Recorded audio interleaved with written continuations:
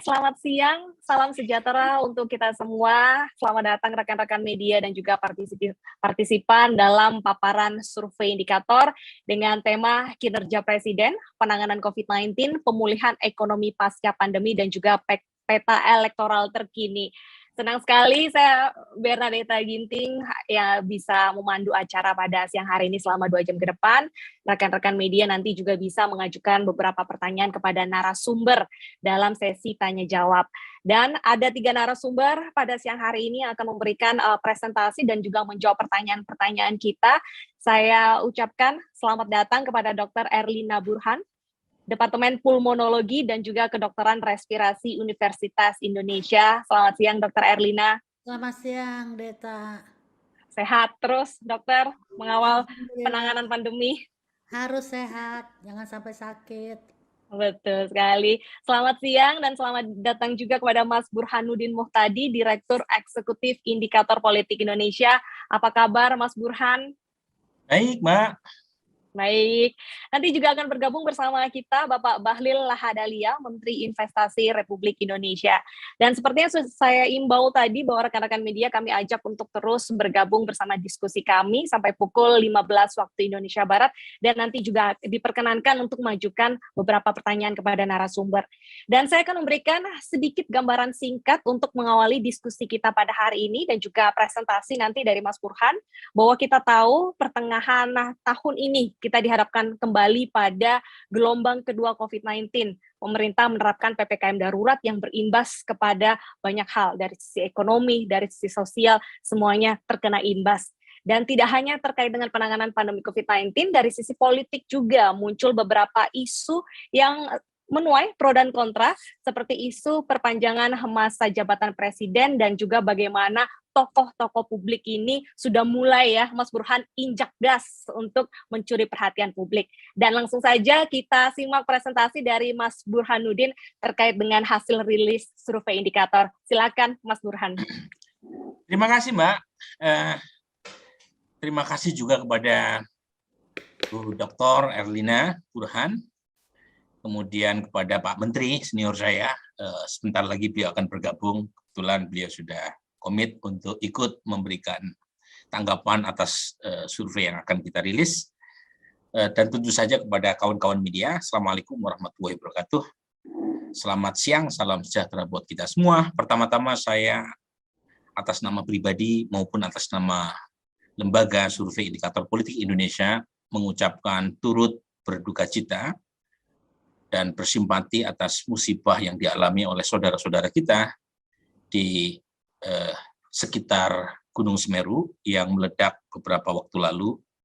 Semoga pemerintah dan para korban bahu-membahu dan turut untuk segera bisa pulih ya dari musibah yang tidak kita inginkan bersama.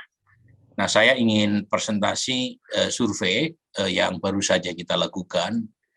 Nah, memang ada 80 slide, mungkin saya kehabisan waktu, jadi saya akan coba percepat. Kalau misalnya ada slide yang tidak terlalu krusial, teman-teman media yang meluangkan waktu di hari Minggu ini bisa membacanya di web indikator. Nah, ini adalah topik utama yang akan kita rilis. Survei diadakan di awal bulan November di lapangan, ya. Tentu ada proses spot check, ada proses data entry dan seterusnya, sehingga baru kita rilis sekarang. Nah, cukup padat waktu yang kita lakukan, 4 hari. Kami menerjunkan enumerator yang kompeten dengan jumlah yang cukup agar bisa mengejar waktu yang cukup. Nah, latar belakangnya sudah disebutkan oleh moderator, ya. Ada isu yang kita ingin potret. Rilis terakhir di bulan September, kita juga sampaikan perkembangan secara rutin ya berkaitan dengan opini publik ya. Nah, dalam hal ini kita ingin mendapatkan evaluasi publik terhadap penanganan COVID-19 maupun dampak ekonomi, politik dan seterusnya. Termasuk isu-isu terkait dengan politik elektoral maupun isu-isu yang berkaitan dengan trust terhadap lembaga, dan yang terakhir adalah isu mengenai perpanjangan masa jabatan presiden. Nah, metodenya sama. Ini survei populasi umum, ya, bukan survei anak muda.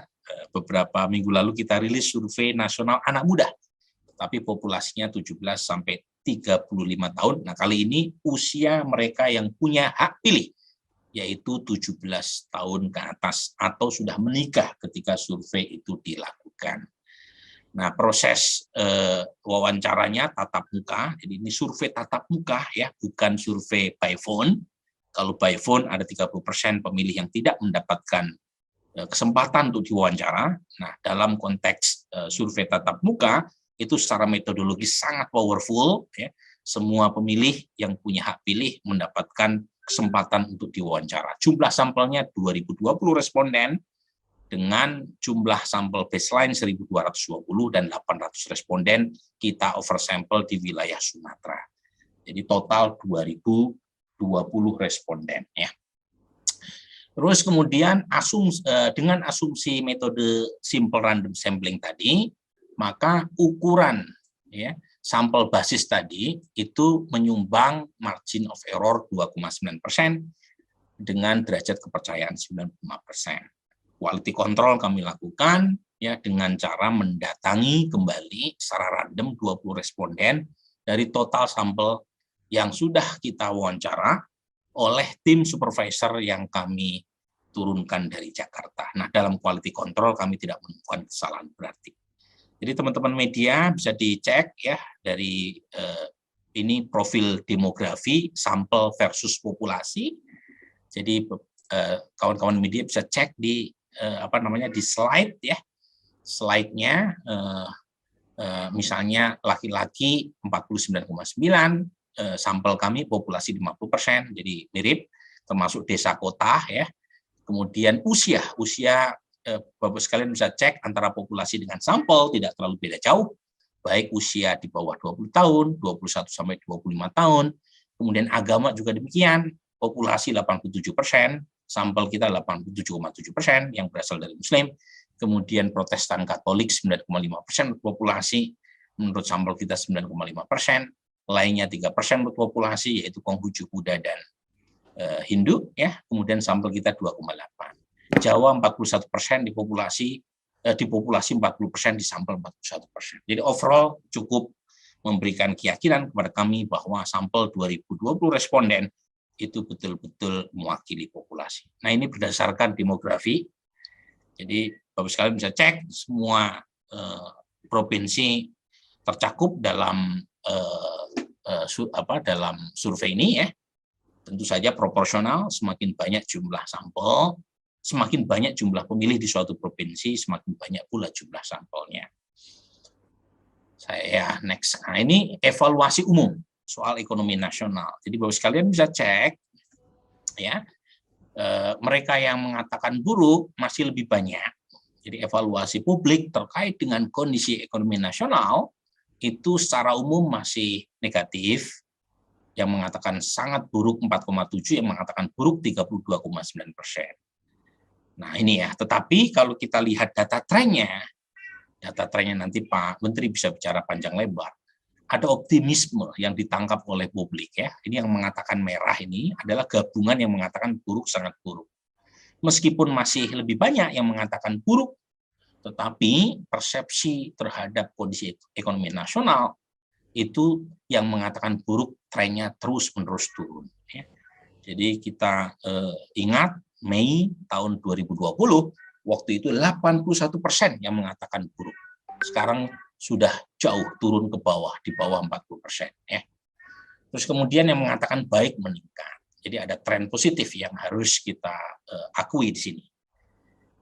Dan ini match ya, saya kira Pak Menteri bisa bicara panjang lebar, match dengan data misalnya dari BPS, pertumbuhan ekonomi sudah positif, kita udah lepas dari resesi per kuartal kedua tahun ini.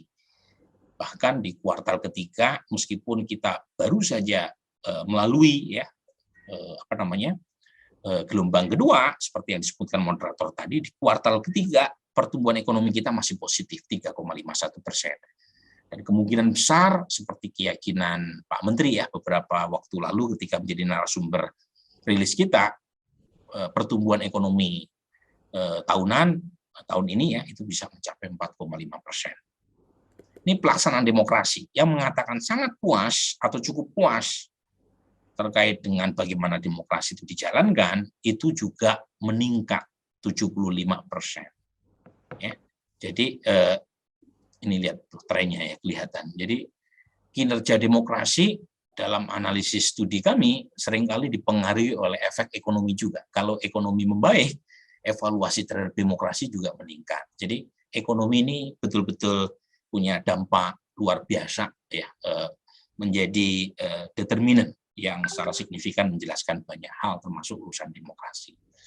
Kondisi politik itu meskipun lebih banyak yang mengatakan baik atau sangat baik, sebagian besar adalah sedang. Jadi tetapi netnya antara yang mengatakan baik atau sangat baik dikurangi buruk atau sangat buruk itu masih positif tapi tidak terlalu beda jauh.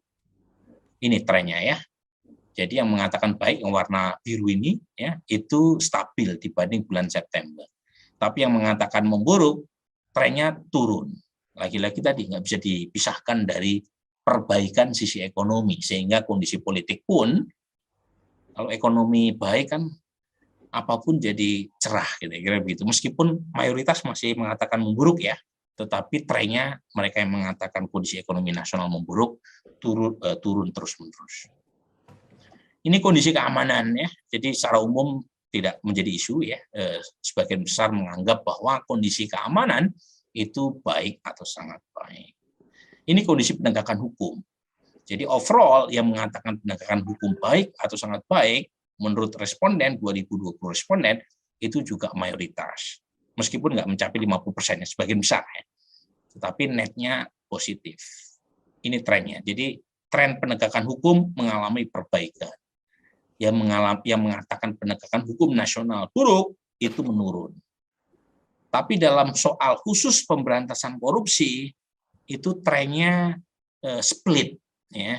Jadi yang mengatakan buruk atau sangat buruk sedikit lebih banyak dibanding yang mengatakan sangat baik. Ini kita bandingkan Juli sama November. Survei bulan Juli yang mengatakan baik lebih sedikit ya ketimbang yang mengatakan buruk. Sekarang yang mengatakan membaik kondisi pemberantasan korupsi sedikit naik tetapi split. Masih lebih banyak sedikit yang mengatakan kondisi pemberantasan korupsi memburuk.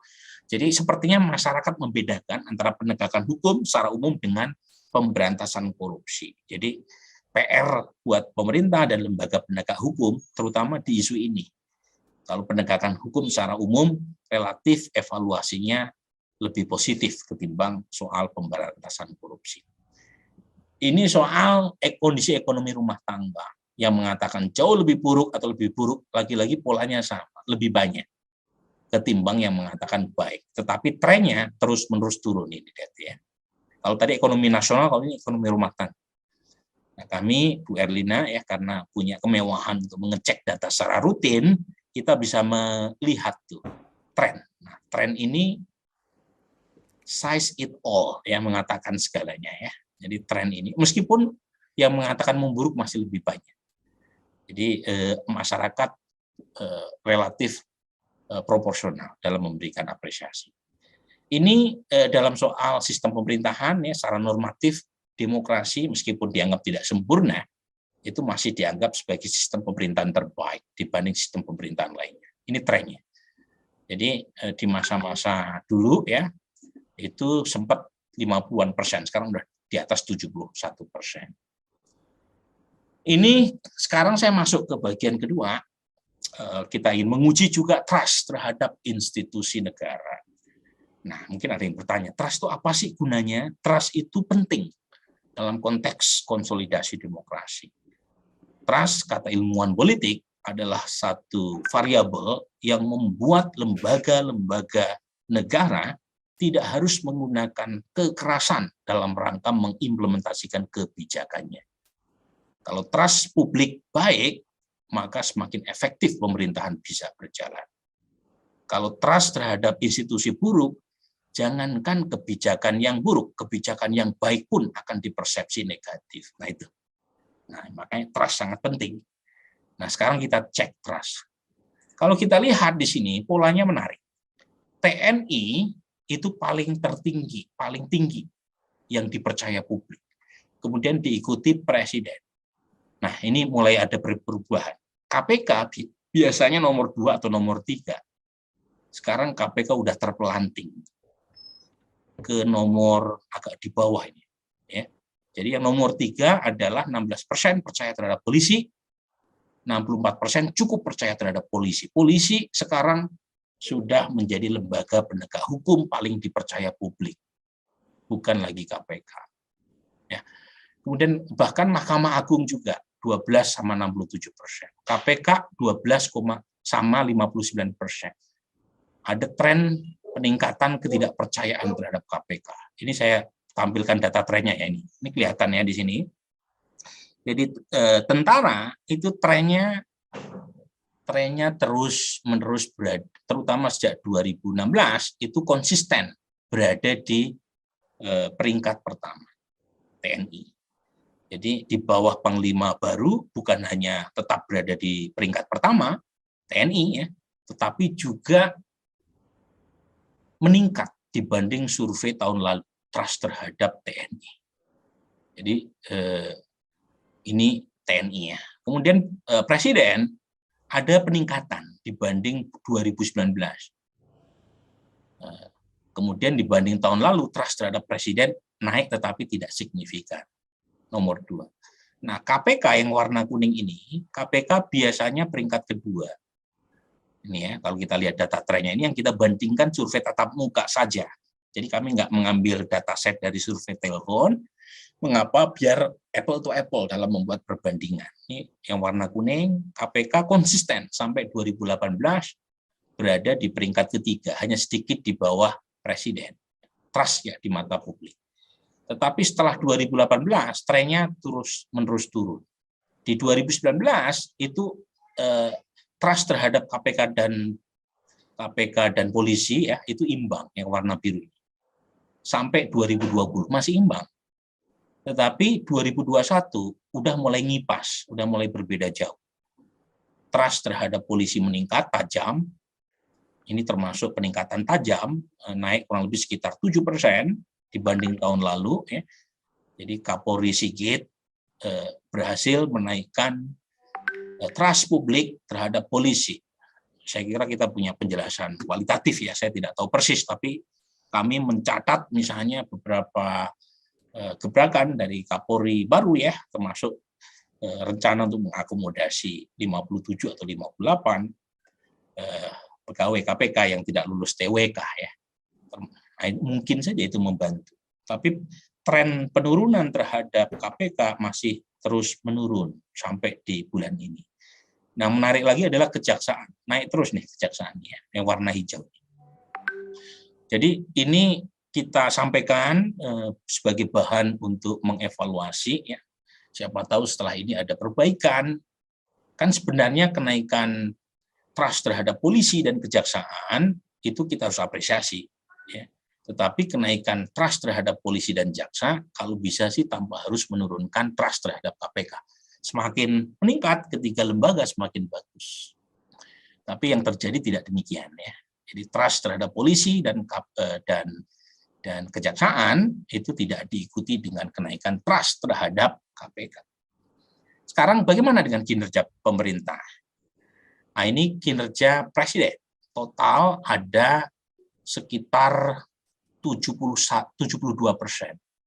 yang sangat puas atau cukup puas terhadap kinerja Presiden Jokowi. Nah, ini trennya. Jadi saya katakan dari data ini kami tiap kali rilis kalau datanya menemukan kenaikan kita sampaikan. Waktu turun pun kita sampaikan ya, seperti di bulan Juni 2015. Termasuk di bulan Juli 2021, approval rating Presiden saat itu 59%. Terendah dalam 6 tahun terakhir, 59 di bulan Juli. Waktu survei LSI ya, by phone, bahkan 44%. Tapi by phone, kalau ini kan tatap muka. Nah, dalam waktu 2 atau 3 bulan naik 13%. Nah, ini approval rating sekarang adalah kenaikan paling tinggi selama pandemi 2 tahun terakhir. Jadi ini ya, bahkan ini 2019 pemilu ini ya, pemilu segini. Ini baru kali ini nih, kan setelah pemilu kan trennya turun terus ya. Baru kali ini nih ada tren naik konsisten di 2 pemilu terakhir dan kenaikannya sangat tinggi. Nah, mungkin ada yang mengatakan, ada yang bertanya apa yang menyebabkan tren kepuasan terhadap kinerja presiden meningkat. Mungkin nanti Pak Menteri bisa menjelaskan lebih detail, tapi dari data saya ada 2 faktor utama. Yang pertama adalah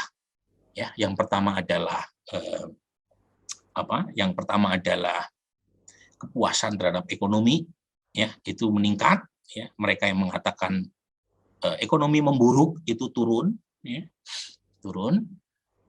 Kemudian yang kedua adalah penanganan COVID. Nah, nanti di bagian berikutnya saya akan sampaikan. Nah, dua bidang ini yang menyumbang kepuasan terhadap kinerja presiden meningkat. Nah, tentu ada beberapa pejabat ya yang turut membantu ya presiden. Ada misalnya Menko Perekonomian Pak Erlangga atau Pak Luhut ya yang tentu saja berjibaku ya dalam pemulihan ekonomi ya maupun penanganan COVID. Tapi overall 2 hal itu yang menyebabkan kepuasan terhadap presiden meningkat, yaitu perbaikan persepsi di bidang ekonomi dan penanganan COVID. Nah, ini kita lihat sedikit ya, yang puas tidak puas berdasarkan demografi ya. Etnik Minang kepuasannya masih lebih rendah dibanding etnik yang lain, kemudian Bugis ya. Tapi di luar itu tingkat kepuasan relatif lebih tinggi dari semua segmen ya. Kemudian dari sisi mana lagi nih? Warga desa lebih puas ketimbang kota, tetapi warga kota yang puas itu juga mencapai 68,6%. Nah, ini karena tadi kita oversample di wilayah Sumatera, kita bisa cek ya berdasarkan provinsi di 10 provinsi Sumatera. Kalau yang lain kan nggak ada oversample-nya. Jadi yang bagian Sumatera kita bisa keluarkan datanya. Nah, jadi sampelnya ini cukup karena ada penambahan di wilayah Sumatera. Provinsi yang paling tidak puas terhadap kinerja presiden adalah Sumbar. Ya, kemudian Aceh. Di luar itu, Babel sangat puas, Jambi sangat puas. Kemudian Jateng DIY juga sangat puas, 87%. Jatim 75%. Ini yang menarik ini Bali Nusa. Bali Nusa itu gabungan antara Bali, Nusa Tenggara Barat, dan Nusa Tenggara Timur. 93%. Jadi meskipun ada Nusa Tenggara Barat, di region Bali Nusa, itu tingkat kepuasan warga NTB meningkat saja. Mungkin gara-gara Mandalika ya. Karena dari sisi pilihan, warga NTB juga tidak mendukung Pak Jokowi. Sama dengan Sumbar atau Aceh. Tetapi sentimen warga NTB berbeda jauh dengan koleganya di Sumatera Barat dan Aceh.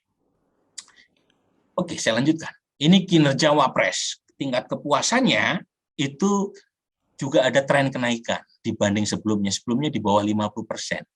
Ini baru kali ini nih. Kinerja Wapres diapresiasi lebih dari 50%. 5,5 sangat puas dan 45% cukup puas. Jadi total kurang lebih sekitar 51%. Ya, sedikit di atas batas psikologis. Nah, meskipun selisihnya lumayan jauh dengan kinerja Pak Jokowi sebagai presiden, tetapi ada tren peningkatan approval terhadap Wapres dibanding survei-survei sebelumnya. Ini keyakinan terhadap kinerja presiden juga secara umum juga tinggi. Nah, ini menteri dengan kinerja terbaik, ini spontan ya, Bapak sekalian, spontan. Kita tidak memberikan pilihan jawaban. Dan ini kejadian sebelum ada insiden kemarin ya, terkait dengan isu disabilitas yang diminta untuk bicara. Itu ini surveinya sebelum itu. Kita tidak tahu apakah ada dampak, tetapi kalau kita tanyakan di survei bulan November, itu Bu Sri Mulyani dan Bu Tri Risma itu peringkat pertama kedua karena selisihnya tipis. Jadi berbanggalah perempuan, 2 menteri perempuan diapresiasi oleh publik secara spontan. Kita tidak memberikan pilihan jawaban apapun sebagai menteri terbaik.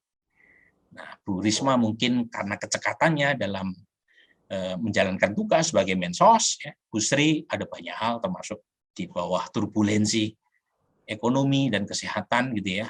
Bu Sri masih all out ya membantu Presiden Jokowi termasuk dalam soal ini Satgas BLPI. Ya. Itu kan luar biasa itu ya, Bu Sri ya, bersama Pak Mahfud tentu saja. Nah ini dua, yang lain ada Menteri Pertahanan, ada Menpraf, ada Erick Thohir, ada Nadiem, ada Menteri Agama ya, yang disebutkan dengan proporsi yang berbeda-beda. Ada 24,9% yang tidak bisa menyebutkan secara langsung siapa menteri terbaik. Nah sekarang bagian penanganan ekonomi COVID ya, ini ada tren peningkatan kepuasan. Jadi tadi saya sebut mengapa approval terhadap presiden naik secara tinggi dalam survei bulan November. Selain ekonomi adalah penanganan COVID yang membaik. Itu lihat yang mengatakan sangat puas, cukup puas. Itu mengalami perbaikan terutama di bulan Juli pada saat kita mengalami gelombang kedua. Ya. Yang tidak puas turun tajam.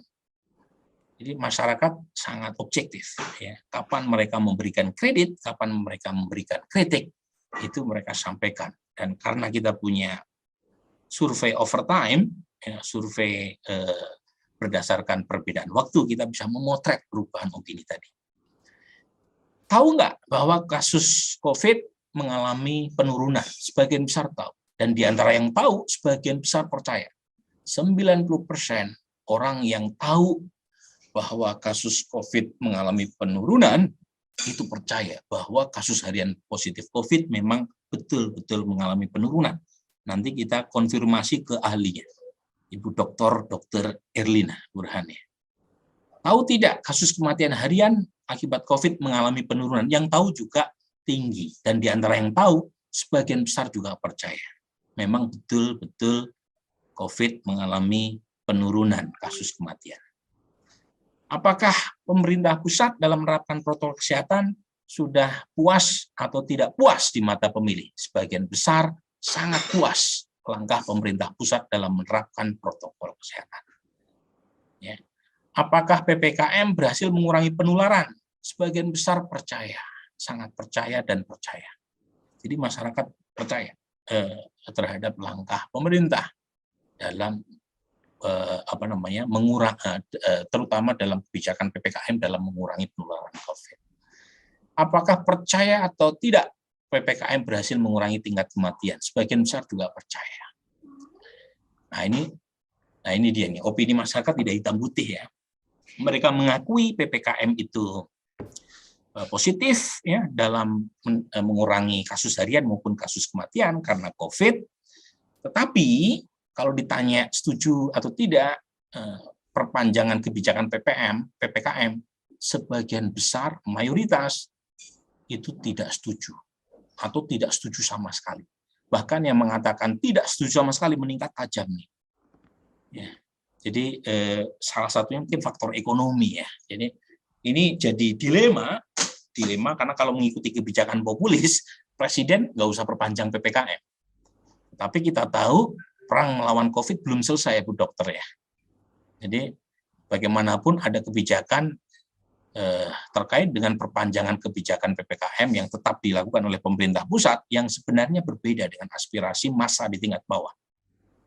Ya. Tetapi mungkin karena pertimbangan lebih besar untuk menyelamatkan nyawa, gitu ya, karena ekonomi tidak bisa jalan, kalau COVID belum bisa tuntas dihadapi, PPKM tetap dilanjutkan, meskipun sentimen publik tidak populer nih terkait dengan kebijakan PPKM. Tingkat keketatan ini juga jadi masalah nih, Bu Dokter, gitu ya. Makin lama makin meningkat tuntutan publik agar prokes dilonggarkan. Jadi ini udah capek mungkin ya warga ya menghadapi perang melawan COVID 2 tahun terakhir, tetapi ini bisa jadi bumerang. Kalau misalnya pemerintah mengikuti aspirasi pelonggaran, itu bisa jadi backlash karena masih ada varian baru, dan kalau misalnya ekonomi yang mulai membaik ini kemudian tidak diikuti dengan penanganan COVID yang membaik seperti sebelumnya, dikhawatirkan COVID meningkat, ekonomi terpukul lagi, dan akibatnya kepuasan terhadap pemerintah bisa turun lagi. Jadi ini memang buah si malakama, tetapi tidak ada kebijakan yang bisa menyenangkan semua orang. Program vaksinasi secara umum juga dipersepsi sangat positif. Ya. Nah sekarang masuk di bagian akhir ya, rilis ya. Pertama kita punya simulasi ya. Mungkin ada yang bertanya, ada nggak efek dari evaluasi kondisi yang positif tadi terkait dengan isu-isu politik? Nah ini kita lihat. Ya. Jadi tadi saya sampaikan bahwa simulasi elektabilitas itu dilakukan dalam berbagai macam bentuk. Ada yang namanya top of mind, itu kita nggak ngasih pilihan jawaban apapun. Jadi kita tanyakan dan silahkan masyarakat menjawab secara spontan. Yang kedua simulasi banyak nama, kemudian simulasi pengerucutan, dan terakhir adalah simulasi pasangan. Nah itu yang kita coba lihat dan akan kami tampilkan. Nah ini. Kalau top of mind, Pak Jokowi peringkat pertama. Jadi masih ada hampir 20% warga yang menyebut Pak Jokowi sebagai capres yang akan mereka pilih jika pemilu diadakan hari ini melalui simulasi terbuka. Kita nggak ngasih pilihan jawaban apa. Pak Prabowo di peringkat kedua, Ganjar peringkat ketiga, Anies peringkat keempat. Meskipun selisih kedua nama terakhir ini dalam margin of error. Ini simulasi 30 nama. Nama Pak Jokowi kita take out, karena Pak Jokowi kalau berdasarkan konstitusi itu tidak bisa maju, kita take out. Nah pemilih Pak Jokowi sebagian besar lari ke Ganjar. Ya. Ganjar nomor 2, meskipun selisihnya tidak jauh ya dengan peringkat pertama Pak Prabowo. Anies di peringkat ketiga, yang lainnya di bawah 5%. Ini 10 nama, ya tidak berubah polanya. Ini 8 nama. Lagi-lagi tidak berubah polanya. Jadi kami belum menemukan data bahwa Pak Prabowo ada di bawah nama Ganjar atau Anies. Jadi survei rutin yang kami gelar menemukan pola di mana Pak Prabowo masih di peringkat pertama, tetapi tidak signifikan, terutama dibanding elektabilitas Ganjar Pranowo. Nah ini 3 nama. Tidak ada yang dapat lebih dari 35%. Artinya, kalau misalnya ketiga nama ini dapat tiket, ya, sepertinya dengan pola sekarang berdasarkan konstitusi, mereka yang menang 1 putaran, yang dapat langsung dilantik sebagai presiden, tidak akan tercapai. Kalau 3 nama ini dapat tiket, tidak ada satupun pasangan yang unggul. Gitu ya. Jadi sekarang pertanyaannya gimana kalau misalnya pasangan. Tadi kan ini simulasi tanpa pasangan. Ini kalau kita simulasikan Anies berpasangan sama Erik, Ganjar berpasangan sama Erlangga, Prabowo sama Puan. Ini betul-betul nggak tahu nih, wallahu alam saya nggak tahu siapa yang ini betul-betul statistically dead hit, neck to neck. Ini kita nggak tahu lagi siapa yang unggul karena perbedaannya sangat tipis 3 pasangan ini. Ini kalau tadi Ganjar sama Pak Erlangga, ini Ganjar sama Erik. Lagi-lagi juga tidak ada bedanya secara signifikan. Artinya dedel duel. Kalau 3 pasangan ini maju. Nah ini bagaimana dengan Wapres? Ini top of ini 30 nama ya. Ya 30 nama ya itu Sandi ya itu sebagai cawapres paling tinggi di mata publik. Diikuti Anies, kemudian Ridwan, kemudian Ganjar, kemudian Erik sebagai cawapres, simulasi 30 nama. Kalau 12 nama, beberapa nama kita buang, misalnya Ganjar kita buang, Anies kita buang dalam simulasi Wapres, nomor 1 tetap Sandi, nomor 2 Ridwan, nomor 3 Erik, nomor 4 AHY, nomor 5 Khofif.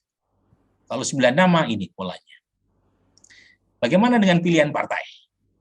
Ini simulasi 18 nama. Jadi kalau kita lihat data di sini, partai-partai pemerintah umumnya mengalami kenaikan. Partai oposisi yang naik hanya Demokrat. Ini trennya nih, lihat.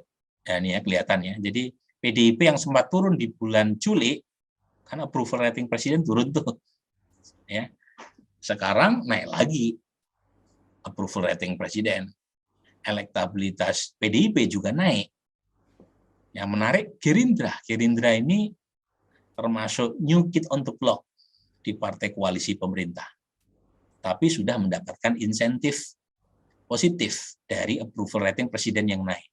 Jadi Gerindra ketika approval rating presiden turun dia naik, ketika approval rating presiden meningkat kembali di November naik pula. Jadi trennya naik terus. Golkar juga naik dari 9 ke 10,6. Nasdem juga naik dari 3 menjadi 3,7. Tapi kenaikannya tidak terlalu tinggi. Nah, yang agak turun ya PKB, tetapi turunnya juga tidak terlalu jauh dibanding survei bulan Juli. Tapi trennya agak lumayan nih dibanding bulan April 2021. Demokrat juga naik dari 9% jadi 10%. Nah, sekarang bagaimana efeknya terhadap isu masa jabatan presiden? Nah, ini ya. Kita cek. Pertama, awareness. Awareness publik terkait dengan isu jabatan presiden itu 50-50 ya. Jadi yang tahu 50%, yang tidak tahu 50%. Nah, sekarang apakah mereka setuju atau tidak setuju masa jabatan presiden diperpanjang menjadi 3 periode? Nah, ini yang warna kuning itu adalah survei bulan September. Kita rilis beberapa waktu lalu. Kalau Bapak sekalian lihat ya, rilis kita di bulan Oktober tuh kita rilis saat itu. Yang setuju 3 periode di bulan September, survei bulan September itu total 23,9%. Nah, sekarang naik tuh yang setuju terhadap masa jabatan presiden diperpanjang jadi 35. Jadi approval presiden yang naik, kondisi ekonomi yang membaik itu diikuti dengan sentimen lebih positif untuk mendukung masa jabatan 3 periode. Tapi overall 60% itu di survei bulan November tetap tidak setuju 3 periode. Ya. Mohon izin, Mas ya. Burhan. Ya. Sudah bergabung bersama kami, Bapak Bahlil Lahadalia. Kita izin menyapa terlebih dahulu. Selamat siang, Bapak Bahlil. Selamat siang, Bang. Pak Menteri. Saya lanjut ya. Baik. Mohon izin Mas Burhan, Pak Menteri hanya bisa bergabung bersama kami hingga pukul 2 siang hari nanti. Silakan dilanjutkan sampai tuntas, Mas Burhan. Ya, ini udah mau selesai. Nah, ini adalah, tadi kan ada pertanyaan tahu tidak tahu ya. Nah, pertanyaan itu kita tanyakan soal 3 periode, baik yang tahu tidak tahu. Kenapa? Karena pertanyaan soal 3 periode itu pertanyaan normatif. Kita bisa tanyakan baik yang tahu atau tidak tahu terkait dengan berita masalah masa jabatan presiden bisa diperpanjang atau tidak. Jadi kita lihat di sini, yang warna merah ini adalah sikap pemilih yang tahu isu 3 periode. Nah, kalau kita lihat di sini, ini adalah survei bulan November, yang setuju 3 periode 35% naik dibanding survei bulan September. Tapi kalau kita pisahkan, ini yang warna biru adalah yang tahu isu yang kan ada 49% yang tahu. Resistensi terhadap 3 periode itu lebih besar di kalangan warga yang tahu isu 3 periode ketimbang yang tidak tahu. Ini lihat, yang tidak tahu cenderung lebih setuju ketimbang yang tahu. Nah, gitu. Jadi kalau tidak tahu isu ini, isu 3 periode itu kecenderungan persetujuannya terhadap isu 3 periode lebih tinggi. Nah, mungkin berkaitan dengan kalau tahu isu itu kan kemudian terinformasi bahwa ada masa jabatan yang dibatasi menurut konstitusi. Nah, ini breakdown-nya, jadi Bapak sekalian bisa cek ya. Jadi rata-rata yang tidak setuju terhadap 3 periode itu datang dari semua kelompok kecuali non-Muslim. Non-Muslim cenderung setuju 3 periode. Ya, di sini. Kemudian dari sisi pendidikan yang setuju itu semakin tinggi tingkat pendidikan, persetujuan terhadap isu ini semakin mengecil. Nanti bisa dicek ya. Warga berdasarkan wilayah yang paling tidak setuju 3 periode itu datang dari Aceh dan Sumbar. Ya tadi ya. Kepuasannya juga paling rendah terhadap Pak Jokowi di 2 wilayah ini. Nah, kalau tadi adalah pertanyaan normatif tanpa ada nama Pak Jokowi di pertanyaan di wording. Nah, ini kita masukkan. nama Pak Jokowi di wording. Tingkat persetujuan terhadap pertanyaan ini ketika Pak Jokowi kita masukkan itu lebih tinggi lagi. Jadi 38%. Ya, jadi dan itu meningkat dibanding bulan September. Meskipun lagi-lagi nih, overall masyarakat masih tidak setuju mayoritas.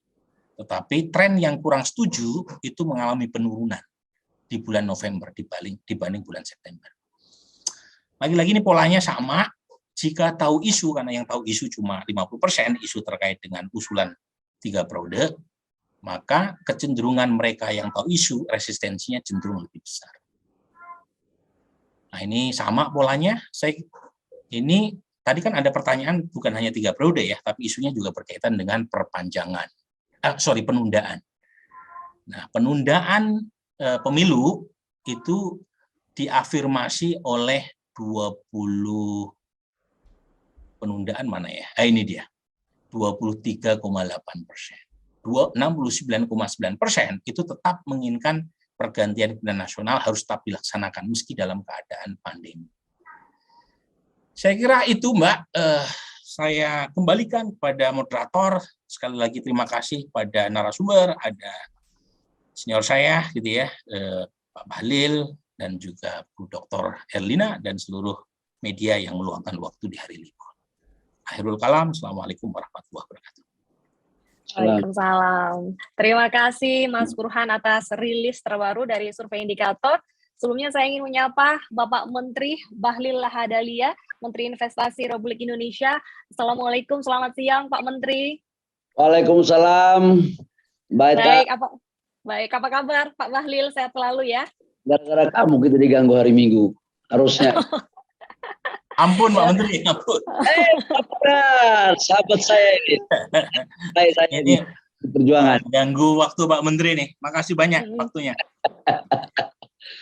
Baik, Pak Bahlil, tadi Mas Burhan sudah memberikan sedikit gambaran terkait dengan tren pertumbuhan ekonomi Indonesia dalam kurun waktu 5 bulan terakhir menunjukkan hasil yang cukup membaik, tapi tidak bisa dilepaskan dengan penilaian buruk dari masyarakat. Sebesar 32,9% menilai buruk dan sangat buruk di 4,7%.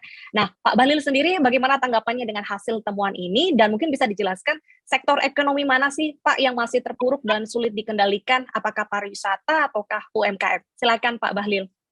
Baik, pertama saya ucapkan selamat ya kepada Pak Burhan lewat indikatornya telah melakukan rilis survei yang menurut saya Pak Burhan ini terkenal dengan tokoh muda intelektual berkredibel dalam melakukan analisa-analisa politik lewat lembaga indikatornya.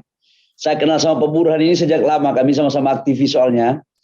Cuman pilihan jalurnya beda. Pak Burhan memilih untuk lebih intelektual, saya waktu itu memilih untuk cepat kaya karena sama-sama miskin kan dulu gitu.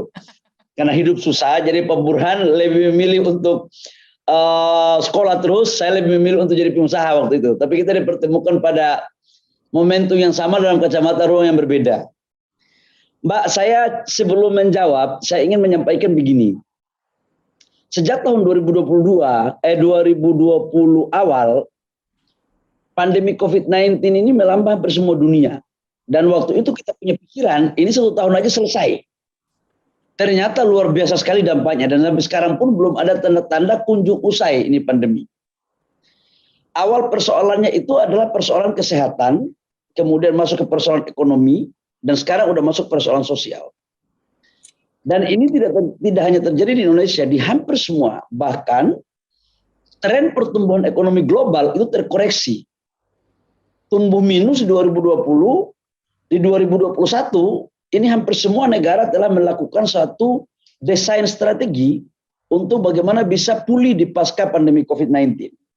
Maka tema global termasuk Indonesia sekarang adalah bagaimana kita fokus untuk memanage negara dalam rangka memulihkan ekonomi di pasca pandemi COVID-19. Nah, temuan Pak Burhan hari ini meyakinkan kepada kami Pak Burhan. Sebelumnya saya mau sampaikan begini Pak Burhan. Saya udah keliling cari buku di Google di mana-mana. Ternyata tidak ada teori, referensi yang menjelaskan bahwa mengelola ekonomi di era pandemi COVID-19. Itu nggak ada, di Harvard pun nggak ada Pak Burhan. Saya sampai kemudian penasaran, saya mencari buku literatur tentang bagaimana sih cara mengelola investasi sebuah negara dalam kondisi pandemi COVID-19. Jadi tidak ada. Jadi yang ada sekarang adalah konsep tiba saat tiba akal. Ini konsepnya sekarang. Nah, apa yang terjadi teman-teman? Di 2020 itu kan pertumbuhan ekonomi kita hancur sekali. Tingkat kepuasan rakyat pun kepada pemerintah sampai dengan kalau tidak salah Bang Burhan pernah jatuh sampai di angka 50-an ya Bang ya. Di awal 2020 itu. Kepuasan kinerja kepada pemerintah. Nah, bayangkan sekarang, lihat tingkat kepuasan menurut datanya Bang Burhan itu kepada pemerintah 72%. 72 Bang? Iya 72. Itu sama dengan tingkat kepuasan pemerintah di era sebelum pandemi COVID-19 di 2018. Bayangkan ya. Jadi menurut saya ada dua yang mendorong kenapa ini terjadi. Yang pertama adalah persoalan manajemen leadership Pak Jokowi dalam memainkan strategi untuk menjinakkan pandemi COVID-19. Mengelola pandemi COVID-19 dengan dua strategi, rem dan gas. Nah, yang kedua adalah bagaimana kemudian membuat PPKM yang berskala, ada yang skala 4, kemudian ada yang skala 3, 2, dan segala macam. Ini saya pikir bagian strategi yang alhamdulillah sampai dengan sekarang kita harus setuju atau tidak setuju, harus mengatakan setuju, bahwa strategi ini kemudian mendorong untuk bagaimana meminimalisir terjadinya kelonjakan kasus COVID harian. Yang kedua persoalan ekonomi. Mbak Bernadita, saya harus menyampaikan bahwa tidak semua negara tetangga itu mempunyai peluang pertumbuhan ekonomi sama dengan Indonesia loh. Di Malaysia di kuartal ketiga, kuartal kedua masih minus mereka. Di Indonesia di kuartal kedua itu tumbuh 7,07% sekalipun baseline-nya rendah. Tetapi di kuartal ketiga, coba lihat. Itu kita kerja cuma 1 bulan di kuartal ketiga itu. Dari 3 bulan, kita cuma kerja sebulan. Selebihnya itu COVID. Nggak usah pakai terus. Selebihnya itu COVID. Maka kita masih tumbuh di angka 3,5%. Nah, kontribusi yang paling besar di kuartal ketiga itu adalah ekspor impor kita tumbuh 50%. Kemudian investasi tumbuh kurang lebih sekitar 4% lebih. Tapi di kuartal kedua itu konsumsi yang tumbuh hampir 5%, kemudian investasi tumbuh sekitar 7%. Apa yang saya mau sampaikan? Yang saya mau sampaikan adalah terkait dengan kontribusi pertumbuhan ekonomi nasional kita ini masih lebih banyak diberikan sumbangsinya oleh konsumsi. 57%. Investasi itu 31%. Selebihnya spending government dan ekspor impor. Nah, memang tidak bisa dinaifkan bahwa kalau kita bicara konsumsi itu bicara daya beli masyarakat. Nah, bicara daya beli masyarakat ini bicara kepastian pendapatan. Dan bicara kepastian pendapatan itu bicara lapangan pekerjaan. Dan sekali lagi, lapangan pekerjaan itu hanya bisa dikelola dan diciptakan oleh dunia usaha. Nah, terkait dengan Mbak tadi mengatakan bahwa bagaimana sih dengan UMKM?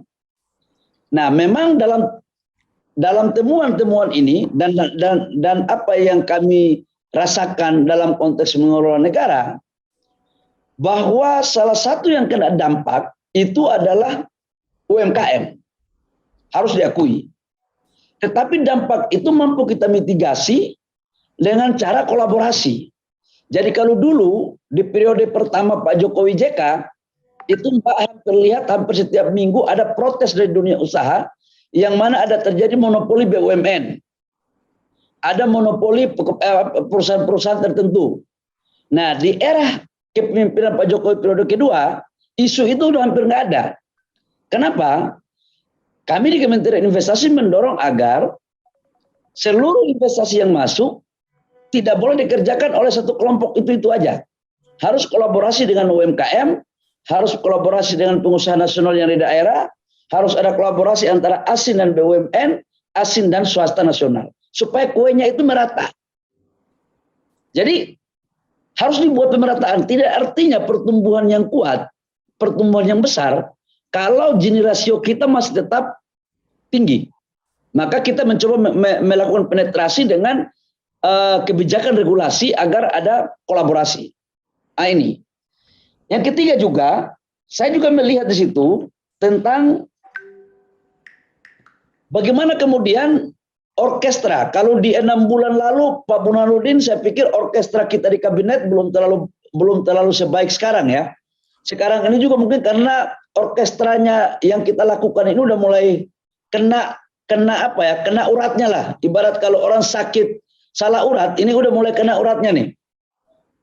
Jadi Pak Jokowi dengan pengalaman intuisi dia sebagai mantan pengusaha dan pengalaman beliau sebagai wali kota, gubernur dan presiden, itu semakin kesini semakin betul-betul menemukan satu cara yang efektif, baik mengelola kabinetnya maupun melakukan komunikasi dengan pihak-pihak eksternal. Contoh di bidang ekonomi, katakanlah dengan asosiasi, Kadin, HIPMI, ataupun himpunan-himpunan lain. Karena tidak akan mungkin ekonomi bangsa kita akan kuat kalau cuma dikelola oleh pemerintah sendiri. Nggak akan mungkin. Nah, tugas pemerintah itu adalah bagaimana membuat regulasi dan mampu mengkomunikasikan dengan tingkat stakeholder yang pada akhirnya kemudian stakeholder mampu mengeksekusi. Nah, saya pikir itu beberapa catatan saya. Dan kalau ini terus kita lakukan, maka insya Allah bukan tidak mungkin pertumbuhan ekonomi nasional kita nanti Pak Burhan di kuartal ketiga, kuartal keempat ini akan jauh lebih bagus Pak Burhan.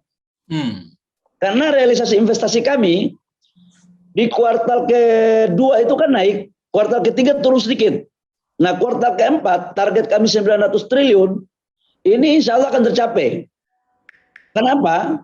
Ini luar biasa sekali sebenarnya. Kenapa?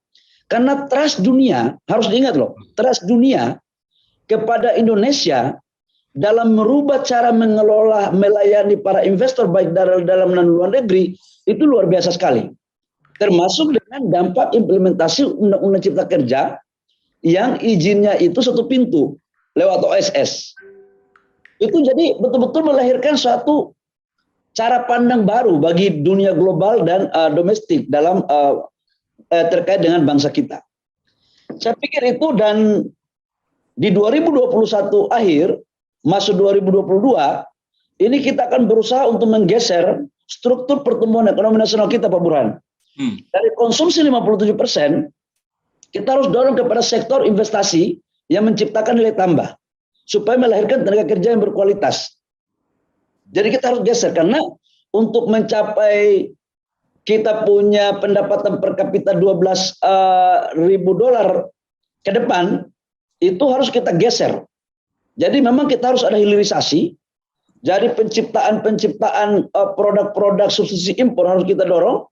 Kemudian mampu memberikan nilai tambah yang maksimal, sehingga produk yang kita ekspor nantinya bukan lagi produk-produk bahan baku. Dan saya yakin insya Allah pertumbuhan ekonomi nasional kita di 2022 akan jauh lebih baik dengan satu syarat. Kita harus mampu mengendalikan COVID-19 dengan baik. Yang kedua, jangan terlalu membuat hoax yang terlalu banyak. Karena ekonomi ini juga butuh stabilitas komunikasi yang baik. Jadi ini beberapa pikiran dari kami terkait dengan apa yang disampaikan oleh Pak Burhan. Dan sekali lagi terima kasih Pak Burhan, ini sangat objektif sekali. 72% ini angka yang paten punya lah. Karena ini sama dengan orang nggak COVID ini. Ekonomi kita sekalipun ada yang nggak setuju 32%. Saya pikir itu biasa lah, bukan hanya di Indonesia kalau yang itu. Di hampir semua dunia itu mengalami persoalan ini. Kita masih jauh lebih baik kok dibandingkan yang lain. Gitu. Ya, makasih banyak Pak Burhan. Ya, makasih banyak Pak Menteri. Makasih. Silakan kalau ada yang mau tanya, kita jawab. Baik. Kalau tidak ada, maka kita harus segera menyelesaikan yang lain. Ya. Oke. Biar ini aja. Bu moderator, mungkin kalau ada media yang bertanya buat Pak Menteri dulu gitu. Oke, kami undang rekan-rekan media untuk bisa memberikan pertanyaan pada Pak Menteri, karena waktu Pak Bahlil ini sangat terbatas, akan melanjutkan kegiatan selanjutnya ya Pak Menteri. Tapi sembari menunggu media untuk memberikan pertanyaan, saya mau nanya lagi nih ke Pak Bahlil. Tadi Pak Bahlil sangat optimis ya, tahun 2022 ekonomi Indonesia akan membaik dengan cara mengendalikan virus dari COVID-19 itu sendiri. Tapi sekarang kita tahu bahwa dunia sedang dihadapkan dengan virus Omikron yang sudah ditemukan di beberapa negara. Adakah antisipasi kebijakan Bapak untuk mengatasi agar ekonomi tidak kembali terpuruk jika nantinya ada PPKM darurat lagi? Ya baik, memang ini yang menjadi hati-hati kita semua. ini kemarin COVID-19 Delta. Sekarang masuk Omikron lagi. Mudah-mudahan besoknya nggak masuk si Umi ya. Itu mudah-mudahan. Jadi kita cukup Omikron aja. Nah, caranya begini sekarang. Kita perketat orang yang masuk dari luar. Karantina sekarang kita tambah 10 hari. Karena kami punya cara pandang adalah kalau kita mampu mengamankan domestik kita, itu sama dengan mampu menguasai 65% pertumbuhan ekonomi nasional kita. Jadi kita harus mampu mengamankan pasar domestik kita. Nah, untuk dari luar negeri, ya mohon maaf ini banyak orang protes saya juga kenapa harus karantina banyak-banyak. Saya bilang daripada kita tidak karantina dan jebol, mendingan kita ikuti apa yang sudah diputuskan oleh tim Satgas Covid di bawah pimpinan Pak Menko Marinvest dan Pak Menko Erlangga. Jadi Mbak, ini sekarang kita mulai masuk di pengetatan untuk orang dari luar masuk. Sementara dalam negeri tetap aja PPKM pada level ini. Nah, cuman kita minta nanti di tahun baru jangan lagi buat gerakan tambahan terlalu banyak, kita tertib sedikit. Kalau bisa Mbak Bernadetta juga jangan berangkat-berangkat meninggalkan Jakarta, cukup aja tahun barunya di Jakarta. Karena semakin banyak jalan itu berpotensi untuk membawa virus-virus baru. Nah ini Mbak, jadi sekarang ini menjadi apa ya? Ya kesadaran kita bersama lah untuk kita jaga bangsa kita ini. Gitu. Baik. Jadi ada pesan ya dari Pak Bahlil, tahun baru di rumah saja, terutama anak muda, begitu ya Pak Bahlil? Udahlah kalau mau pacaran pakai itu aja, FaceTime aja. Pakai Zoom sepertinya. Okay. Baik, tampaknya rekan-rekan media sedang ini mengumpulkan pertanyaan kepada Pak Bahlil. Apakah Pak Bahlil masih ada waktu bersama kami? Saya punya berapa menit lagi? 5 menit. Ini saya sudah 5 menit. Oke, 5 menit lagi. Ayo teman-teman media yang ingin berbincang, mumpung bisa ngobrol langsung ya dengan Pak Bahlil. Tapi sebelumnya saya ingin bertanya lagi dengan Pak Bahlil, boleh Pak? Silakan. Baik, Pak Presiden mentargetkan investasi sebesar 900 triliun. Bagaimana kabarnya saat ini Pak? Apakah sudah ongoing mencapai target tersebut? Di 2021 Presiden menargetkan kami 900 triliun. Sekarang sudah realisasi 73% dari 900 triliun. Sisanya itu akan diselesaikan di kuartal ke-4. Tapi Mbak, data yang sudah masuk di kami, saya nggak boleh umumin dulu ya waktunya ya. Tapi saya kasih gambaran aja nih, bocoran. Insya Allah mencapai target Mbak. Amin. Optimis ya? Optimis. Mencapai target dan ingat investasi kita sekarang bukan lagi investasi yang cuma di sektor jasa, gudang, nggak lagi. Sekarang kita sudah di barang modal. Jadi investasi sekarang itu kepada sektor-sektor yang produktif, manufaktur, bangun industri. Jadi kita dorong banyak. Dan ingat Mbak, investasi kita sekarang itu lebih banyak di luar Jawa, Pak Burhan. Jadi kalau dulu saya masuk di BKPM 2019 bulan Oktober, investasi kita itu di luar Pulau Jawa itu 57 di Pulau Jawa itu 57% sampai 60%. Di luar Pulau Jawa itu 40 sampai 43%. Di 2020 perintah Presiden begini. Perintah Presiden kepada kami adalah bagaimana membangun investasi yang merata untuk membangun Indonesia sentris. Salah satu instrumennya adalah investasi.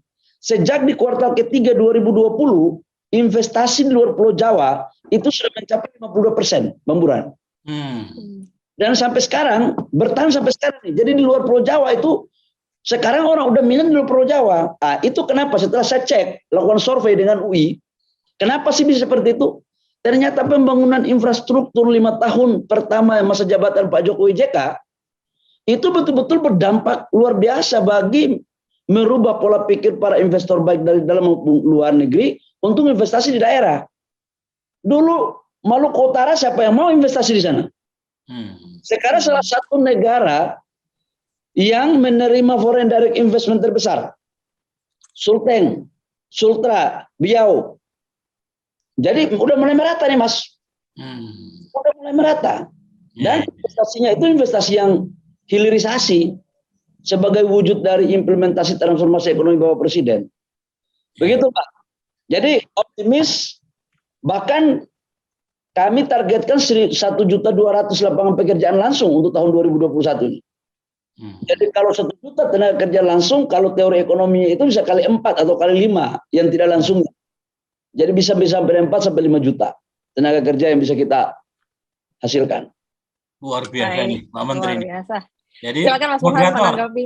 gini, saya nggak nanggapin, saya cuma ingin mengatakan Pak Menteri kita ini kan latar belakangnya aktivis HMI.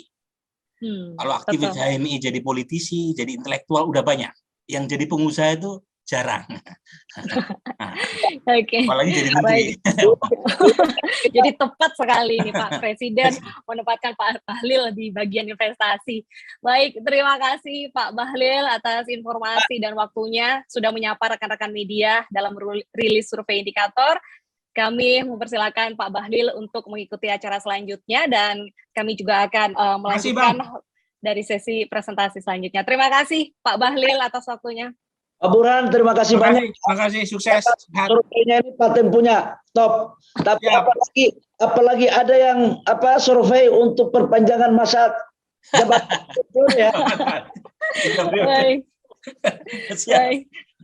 Oke, assalamualaikum. Waalaikumsalam. Waalaikumsalam. Baik, kita akan lanjutkan diskusi pada siang hari ini. Saya akan ke Dr. Erlina terlebih dahulu. Jadi tadi rilis survei indikator mengatakan bahwa masyarakat tampaknya sudah menginginkan PPKM ini dilonggarkan, tapi tidak bisa dilonggarkan begitu saja. Adakah cara yang tepat untuk mengendalikan masyarakat agar bisa lebih sedikit bersabar dalam hidup berdampingan dengan COVID-19? Silakan dokter. Ya, dari pengalaman saya memang kita selalu berusaha tidak lelah-lelahnya mengedukasi masyarakat. Tapi sepertinya sebagian masyarakat itu sudah jenuh, kelelahan dengan batasan-batasan ini. Jadi sudah yang keluar tuh sudah caci maki dan sudah tidak rasional. Barangkali karena ini pandemi terlalu lama. Walaupun sebetulnya kami dari orang medis yang tahu beratnya kalau ini tidak bisa kita atasi, selalu mengatakan ayo sabar. Ya bahkan saya dalam edukasi saya selalu mendiskon protokol kesehatan.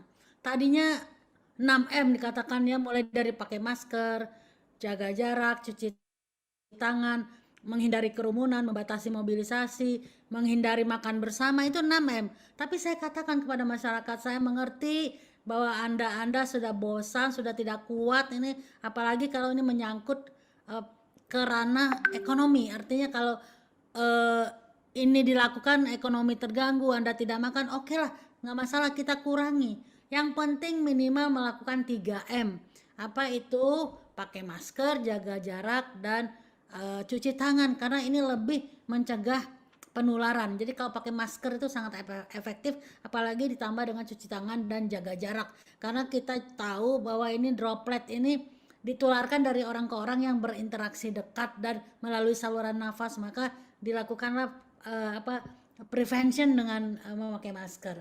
Ya, oleh sebab itu tadi saya jadilah agen edukasi untuk masyarakat ini, dan saya minta kepada ini kan semua yang hadir media massa ya, tidak bosan-bosan setiap hari mengatakan, dan bahkan sekarang kan masyarakat juga bingung, ada varian baru Omikron. Di mana-mana sekarang lebih dari 32 negara kasusnya meningkat, naik lagi karena memang lebih mudah menular dibandingkan Delta bahkan. Tetapi saya mengatakan kepada masyarakat tidak usah panik. Karena biarkan saja varian-varian baru itu ada. Bahkan kalau habis sekalipun huruf Yunani untuk menamainya, nggak masalah, nggak usah panik. Hanya satu hal yang perlu kita ingat, jangan sampai virus itu masuk ke dalam tubuh. Jadi biarin aja varian baru, kalau dia di luar tubuh dalam beberapa jam atau beberapa hari akan mati dengan sendirinya sehingga tidak ada bahayanya. Jadi silakan ada varian, tapi jaga jangan sampai masuk ke dalam tubuh kita. Dan yang saya ingin juga dipopulerkan oleh media massa adalah bahwa apapun variannya, protokol kesehatannya sama. Oleh sebab itu tidak usah panik. Ya. Jadi mohon ini disampaikan, jangan bikin masyarakat panik. Dan memang kondisi Indonesia ini sangat kondusif. Orang lain seperti Singapura, Malaysia, Singapura yang infrastrukturnya demikian bagus, sekarang naik juga kasusnya. Malaysia juga yang ketat naik. Ingat Vietnam dari awal itu landai. Itu dipuja-puja oleh banyak negara bahwa Vietnam bagus, tapi sekarang naik di atas Indonesia. Indonesia itu bagus banget. Ya, yang di bawah Indonesia cuma Timur Leste, Nepal, dan satu lagi Brunei kalau saya nggak salah. Jadi kondisi Indonesia dalam pandemi ini sudah cukup baik. Kita ini dalam kondisi sudah meraih kemenangan. Tetapi ayo kita pertahankan kemenangan ini karena musuh kita masih ada. Dan perjuangan kita sebetulnya tidak seberat yang sebelumnya. Kita sudah terbiasa, jadi tinggal nambah sedikit lagi, yuk kita sabar begitu ya. Dan itu tadi, varian baru silakan, di negara lain banyak varian. Pemerintah Indonesia kan sudah melakukan pengetatan ya, karantina dari 7 hari 10 hari, bahkan kalau dari negara yang memang ada Omikronnya itu menjadi 14 hari, kemudian diadakan serosurveillance di mana-mana, whole genome sequencing secara retrospektif, dan juga dikatakan kalau ada yang masuk Indonesia dari luar negeri kemudian positif, langsung whole genome sequencing apakah itu Omikron atau bukan. Jadi tindakan-tindakan pemerintah ini sudah mulai baik menurut saya. Nah, sekarang kita rakyat berusaha mengimbangi itu dengan protokol kesehatannya tetap dijalankan. Ya, kalau capek dengan 6M ya udah 3M, at least you do 3M. Nah, itu satu yang selalu saya katakan, dan apapun variannya protokol kesehatannya sama. Deta, boleh saya komentar sedikit dengan hasil survei ini ya? Boleh, silakan Dokter Erlina. Oke, makasih. Ya, jadi saya ingin menyampaikan ini, tadi saya menyimak bahwa sepertinya kepercayaan terhadap negara, presiden, wakil presiden ini sejalan dengan kondisi pandemi. Ya, kita tahu pada negara kita got hit really bad tuh di bulan Juli ya. Sebelumnya sih memang sibuk juga, tapi kemudian agak membaik ya. Agak membaik, tapi kita hanya beberapa bulan santai-santai. Bulan Juli itu bukan main, 56.557 dalam satu hari kasusnya ya. Jadi gelombang atau puncaknya gelombang 2 itu di bulan Juli. Masyarakat semua menderita ya, menderita karena COVID ini. Pemerintah juga menderita. Jadi begitu kemudian saat pemerintah berhasil menurunkan, mulai September itu kita udah landai. Bagus banget, saya seneng banget. Sudah landai, kita sudah di bawah 1.000 terus dari bulan September. Bahkan belakangan di bawah 500 kasusnya per hari. Ini luar biasa pencapaiannya. Saya kira ini dirasakan oleh masyarakat sehingga kemudian sejalanlah dengan kepuasan terhadap negara. Ya, terhadap presiden terutama. Kalau bulan Juli kan turun tuh kepuasannya 63%. Nah, bulan September sampai November naik lagi 71%. Jadi ini persis sama dengan pandemi. Tapi itu indikatornya maksud saya terjadi karena lonjakan di bulan Juli itu. Seandainya nggak ada lonjakan di bulan Juli, kita belum tentu dapat angka-angka yang sejalan seperti ini. Karena apa? Karena di awal Pak Burhan menyampaikan kondisi ekonomi ya.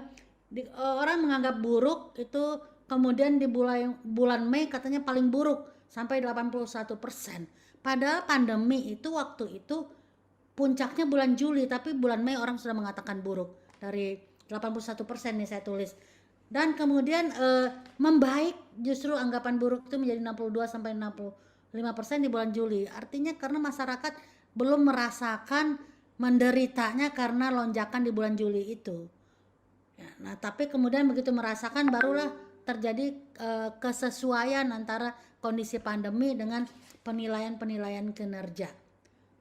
Ya, atau bisa juga sebetulnya kenapa tidak berhubungan tuh angka makin memburuknya di bulan Mei dengan kondisi pandemi, yang bulan Mei itu nggak terlalu buruk, paling buruk kan bulan Juli Agustus ya. Barangkali orang ini tidak pendapat tentang ekonomi ini tidak berhubungan langsung, atau masyarakat tersebut tidak terdampak dengan kondisi pandemi. Karena memang kondisi pandemi sebelum Juli itu tidak terlalu buruk begitu ya.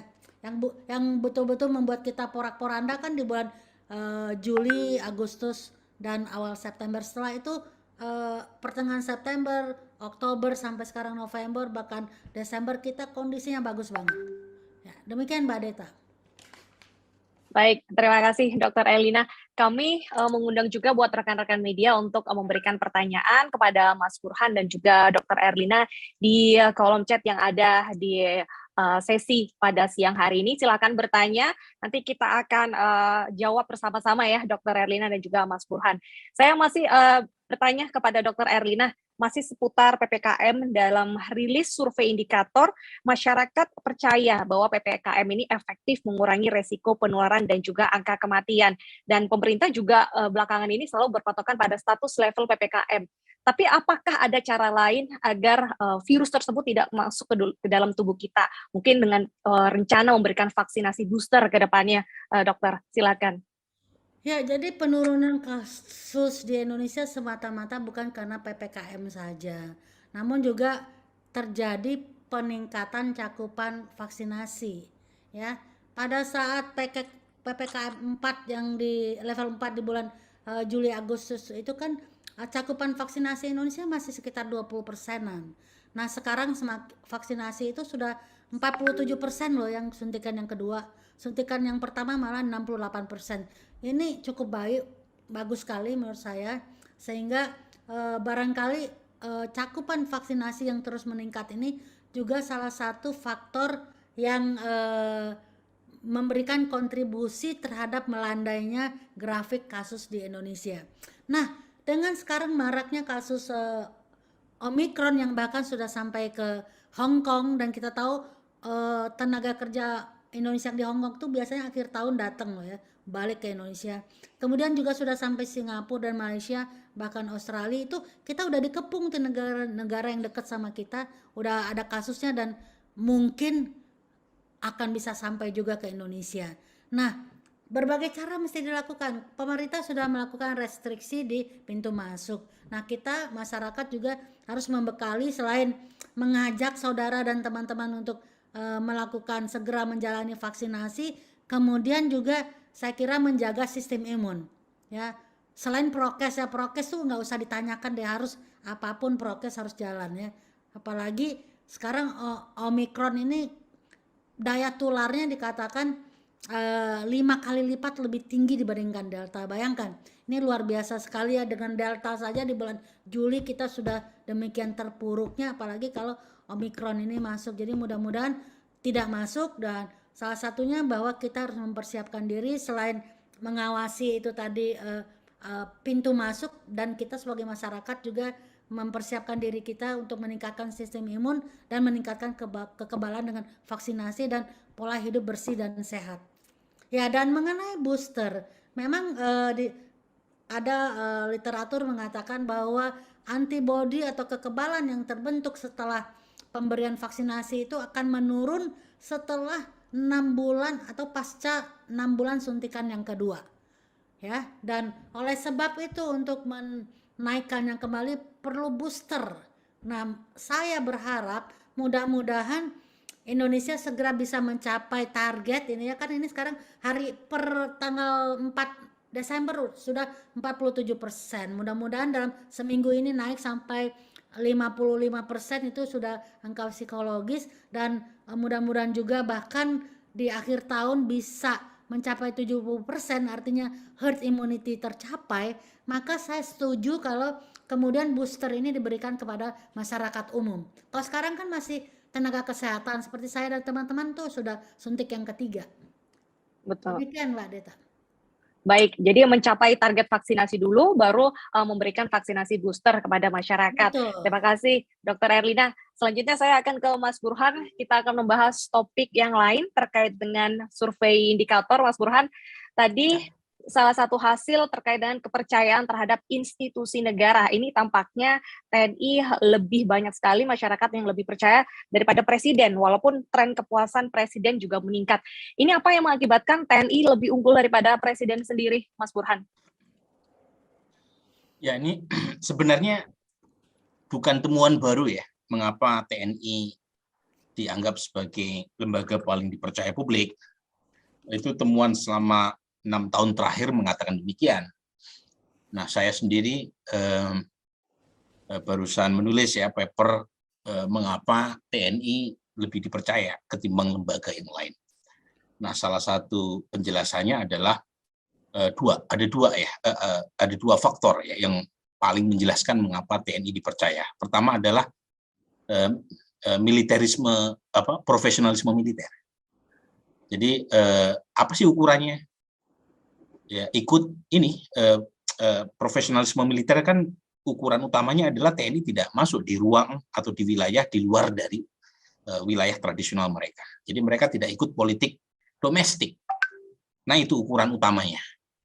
Jadi semakin setuju responden TNI tidak masuk dalam politik domestik, politik praktis, semakin percaya responden terhadap TNI. Nah, ini punya implikasi nih kepada TNI. Jadi TNI kalau ingin menjaga trust publik yang paling tinggi, maka TNI di bawah Panglima Andika itu harus komit untuk menciptakan militer yang profesional, militer yang menjaga jarak dengan kekuatan politik praktis.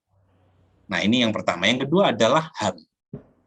Jadi hak asasi manusia. Jadi kita temukan pola kalau ada pihak-pihak yang narasinya itu tidak bersifat introspektif. Jadi kalau ada isu pelanggaran HAM itu suka menyalahkan asing, itu publik juga nggak suka. Jadi lebih baik publik mengharapkan kita itu introspektif. Jadi kalau ada isu pelanggaran HAM, itu TNI tidak menyalahkan pihak lain, tetapi introspeksi, kemudian melakukan pembenahan, koreksi. Itu yang justru malah membuat TNI lebih dipercaya ketimbang bersembunyi di balik narasi nasionalistik. Justru kalau misalnya isu pelanggaran HAM ini dipersepsi secara apologetik semacam itu, trust terhadap publik malah turun.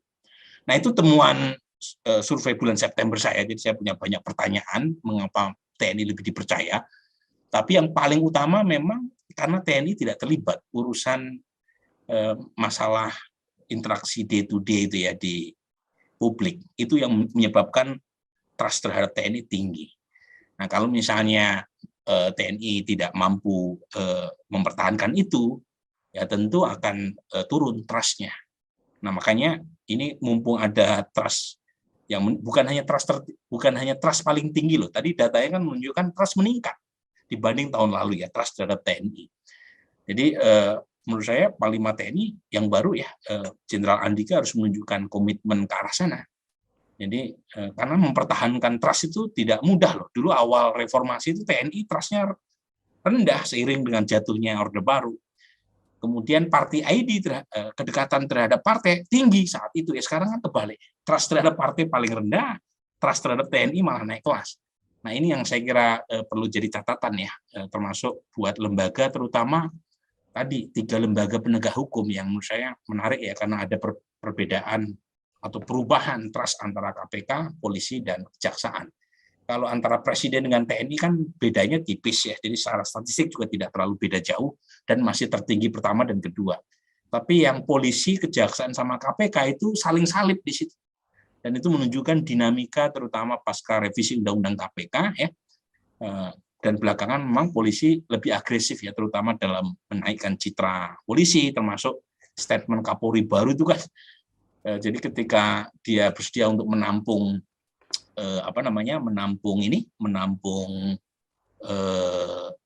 pegawai KPK yang tidak lulus TWK, kemudian juga pengen meneladani Hugeng, kemudian juga responsif ya ketika ada kritik terkait dengan aparat polisi di bawah yang begitu sensitif. Kapolri malah bikin lomba mural untuk mengkritik polisi. Jadi pendekatan semacam ini sepertinya lebih disukai publik ya, ketimbang sebelumnya. Dan menurut saya ini bagian dari otokritik, introspeksi pada lembaga yang lain. Kalau ingin mendapatkan trust publik, jangan tipis kupingnya, tapi juga harus harus mendengar masukan publik dan mungkin punya efek untuk meningkatkan kepercayaan kepada institusi. Baik, terima kasih Mas Burhan. Satu lagi ada yang sedikit menarik ini dari temuan survei indikator bahwa Prabowo Subianto tampaknya unggul ya dalam beberapa calon presiden di mata masyarakat. Apakah ini nanti memungkinkan ataupun juga ada celah bagi Prabowo untuk kembali naik kalau melihat sentimen positif dari publik nih, Mas Burhan? Ya, nanti ada beberapa yang tadi raise hand ya, Mbak. Tapi saya jawab dulu. Sebenarnya kalau kita lihat data survei yang barusan kami rilis, itu betul bahwa Pak Prabowo di peringkat pertama, tetapi Bu Dr. Erlina pasti paham.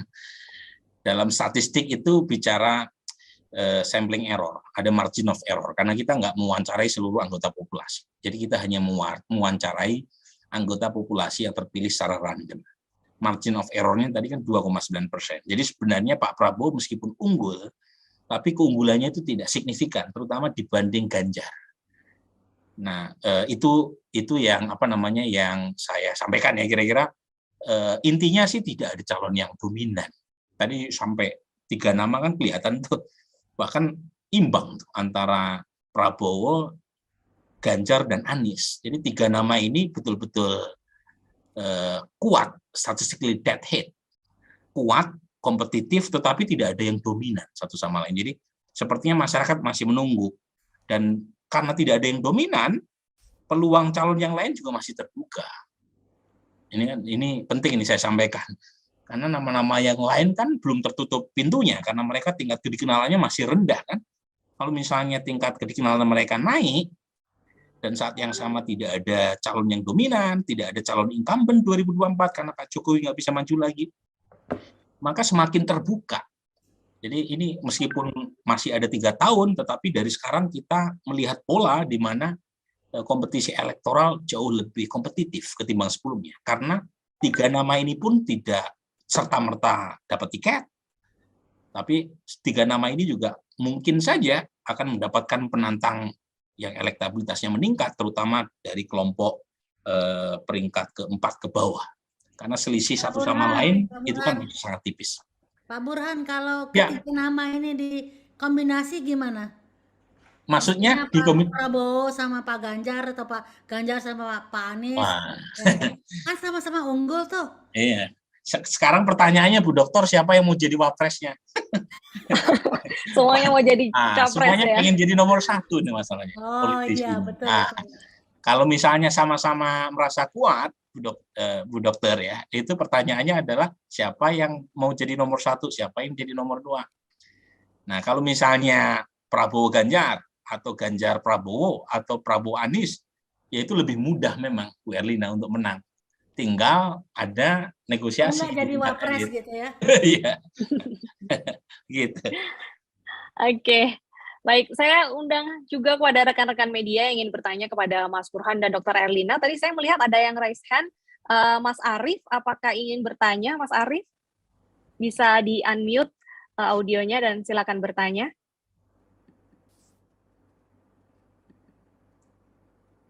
Baik, mungkin kalau teman-teman media malu-malu nih ya, Mas Burhan, bisa langsung meninggalkan pertanyaan di kolom chat sebelum kita mengakhiri sesi diskusi pada siang hari ini. Baik, kalau gitu Mas Burhan. Situasi ini, Mbak, situasi ada musibah tiba-tiba ya. Ya, wajar kalau opini perhatian publik ke Semeru, karena tapi menurut saya nggak apa-apa juga. Ini kan acara udah kita siapkan sejak lama, jadi sekaligus ini tadi, kalau istilah Bu Dr. Erlina, penanganan COVID yang membaik, hasilnya juga diapresiasi publik, seharusnya pemerintah juga tidak mengubah strategi. Jangan gara-gara ada perbaikan sedikit kemudian berubah total. Nah, akibatnya malah bisa bumerang kalau kemudian penanganan COVID kembali memburuk. Oke. Kan itu nggak apa-apa, ingatkan terus. Oke, baik. Sebelum kita mengakhiri sesi diskusi kita pada siang hari ini, mungkin Mas Burhan bisa memberikan closing statement dan juga saran untuk pemerintah menyongsong tahun 2022. Silakan Mas Burhan. Ya, terima kasih Bernadetta ya. Pertama, pemerintah punya waktu yang terbatas untuk segera pulih dari pandemi, baik dampak kesehatan maupun dampak ekonominya. Jadi waktu yang tersedia buat Pak Jokowi itu efektif sampai 2023. Mengapa sampai 2023? Karena setelah 2023 partai koalisi pendukungnya itu akan banyak memikirkan kepentingan elektoral mereka masing-masing. Sekarang pun sudah banyak yang memanaskan mesinnya, apalagi nanti jelang 2024. Nah, waktu yang terbatas, kurang lebih 1,5 tahun ke depan, itu harus betul-betul dimanfaatkan oleh pemerintah, terutama untuk menuntaskan perang melawan COVID. Karena tidak ada perbaikan ekonomi tanpa penyelesaian COVID setuntas-tuntasnya. Nah, apa yang sudah baik dalam beberapa bulan terakhir, 3 bulan terakhir, itu harus dilanjutkan, meskipun sentimen publik terkait dengan perpanjangan PPKM masih negatif, pemerintah tidak perlu mengikuti sentimen massa semacam itu, karena bagaimanapun publik sangat dipengaruhi oleh hal-hal yang tidak bersifat jangka panjang. Jadi pemerintah menurut saya konsisten saja, PPKM yang sudah terbukti berhasil tetap dilaksanakan, meskipun mungkin sentimennya negatif sepanjang PPKM bisa dilakukan secara tarik gas, tarik rem, itu insya Allah akan punya dampak untuk tetap memperbaiki ekonomi. Jadi menurut saya antara rem dan gas tadi, itu ya, ekonomi tetap penting, tetapi ekonomi tidak akan bisa tuntas tanpa penyelesaian COVID. Jadi menurut saya konsisten saja dengan strategi yang sudah ada, sebab kalau misalnya tergoda untuk melepas rem dan ngegas sepenuhnya terkait dengan COVID tanpa melihat efek kesehatannya, saya khawatir apa yang membaik dalam 3 bulan terakhir justru akan kembali memburuk. Dan mengacu pada pengalaman banyak negara, gelombang kenaikan COVID kan bukan hanya 1-2, ada yang beberapa kali. Jadi pemerintah, saran saya harus konsisten ya, karena tidak ada pemulihan ekonomi tanpa penyelesaian dimensi kesehatan COVID. Saya kira itu, Mbak Bernadetta. Selanjutnya silakan Dr. Erlina untuk memberikan closing statement dan juga saran kepada pemerintah dalam mengatasi pandemi COVID-19, terutama mengantisipasi varian Omikron. Silakan, Dokter. Ya baik, terima kasih Mbak Deta. Jadi saya setuju dengan Pak Burhan mengatakan bahwa pemerintah harus lebih konsekuen dengan apa yang sudah dicapai dan apa-apa yang sudah dilakukan, karena memang saya melihat bahwa ada kecenderungan aturan-aturan atau standar-standar SOP yang sudah dibuat dengan sangat baiknya itu kadang-kadang sangat lemah diimplementasi. Jadi mohon kiranya pemerintah yang membuat aturan, kan kita ingin memblok supaya Omikron nggak masuk nih. Sudah ada aturan-aturan yang disepakati, ada rapat terbatas menteri dengan Menko segala macam, dan saya sudah membacanya, itu bagus banget. Tapi satu lagi, implementasinya tolong dimonitor bahwa itu terjadi. Jangan sampai pernah kan kita kecolongan karantina, ada aturannya tapi orang bisa saja lepas, ada kasus artis bukan begitu ya. Ini jangan sampai terjadi lagi seperti itu. Bahkan kan kita juga dulu-dulu pernah mendengar kalau mau lepas dari karantina bisa bayar begitu, karena ini demi kita bisa menjaga kondisi yang sudah memang sangat kondusif untuk Indonesia saat ini. Mohon kiranya pemerintah lebih tegas lagi dan menjaga implementasinya harus betul-betul benar di lapangan. Satu hal, dan saya mengajak kepada teman-teman media massa agar tidak bosan-bosan memberikan berita-berita edukasi kepada masyarakat dalam upaya pencegahan, karena sabar sedikit, pandemi ini memang kita sudah mulai melandai tapi belum berakhir. Pandemi belum berakhir. Kita jangan seperti Eropa, mereka sudah turun lalu naik lagi karena memang terjadi kelalaian di masyarakatnya, nonton bola nggak pakai masker, bikin konser nggak pakai masker. Nah itu contoh, jangan ditiru hal yang buruk seperti itu ya. Kita sekarang sudah oke nih, mari kita pertahankan kemenangan ya, dan jangan takut dengan varian baru, apapun variannya, protokol kesehatannya sama ya. Terakhir sekali lagi saya ingin mengatakan, mari kita pertahankan kemenangan. Baik, mempertahankan kemenangan, mempertahankan protokol kesehatan, dan tadi ya yang paling penting adalah realisasi kebijakan. Tuh yang penting adalah konsisten. Jangan pemerintah mengeluarkan aturan, beberapa hari kemudian diganti lagi gitu kan, publiknya jadi bingung gitu kan. Terima kasih atas waktunya Dr. Erlina Burhan dari Departemen Pulmonologi dan Kedokteran Respirasi Universitas Indonesia. Terima kasih juga kepada Mas Burhanuddin Muhtadi, Direktur Eksekutif Indikator Politik Indonesia, sudah meluangkan waktu dan memberikan banyak informasi kepada kami. Kami ucapkan terima kasih juga kepada rekan-rekan media yang sudah setia mengikuti jalannya diskusi selama kurang lebih 2 jam ini. Akhir kata, saya Bernadetta Ginting, mohon undur diri, mohon maaf jika ada kesalahan dalam memandu acara pada siang hari ini. Kami juga mengimbau teman-teman untuk memberikan doa kepada korban dari bencana alam yang terjadi di Lumajang, Jawa Timur. Terima kasih, salam sehat, dan selamat siang semuanya. Terima kasih semuanya, Bu Erlina, Mbak Bernadetta, Terima semuanya kasih, teman media. Mas Burhan, Sehat Dr. selalu ya. Erlina. Pamit, Pak Burhan.